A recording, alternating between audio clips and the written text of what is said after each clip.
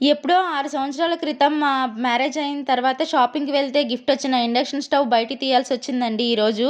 ఇన్ని రోజులు అది ఇంట్లో ఎందుకుంటుంది వేస్ట్‌గా మనం వాడట్లేదు, పెట్టట్లేదు, పడేద్దామా, ఎవరికన్నా ఇచ్చేద్దామా అని ఆలోచించేవాళ్ళం దాన్ని చూసిన ప్రతిసారి. కానీ ఇప్పుడు మా కష్టకాలంలో ఇదే ఆదుకుంటుందనమాట. ఎందుకంటే ఈరోజు సడెన్‌గా వంట చేస్తుంటే గ్యాస్ అయిపోయింది. పైగా ఇప్పుడు గ్యాస్ షార్టేజ్ ఉంది అని చెప్పేసి న్యూసు ఇవన్నీ జనాలందరికీ తెలిసిపోయినాయి గదా! మేము మా గ్యాస్ వచ్చిన తర్వాత ఇస్తాము అన్నా కూడా ఎవరు ఇవ్వలేదండి. అంటే మేము ఈ ఏరియా కొత్తే కదా!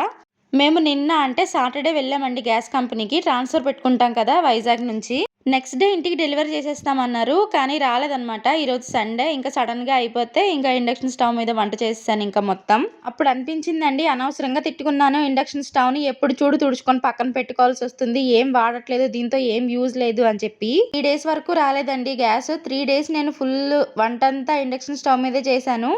ఇది మాత్రం లేకపోతే చాలా ఇబ్బంది పడేవాళ్ళం మేము. పోనీ బయట హోటల్‌లో తెచ్చుకుందామంటే ఇక్కడ ఎక్కడ ఫుడ్ బావుంటదో తెలీదు. ఎలా ఉంటదో కూడా తెలీదు కదా మాకు.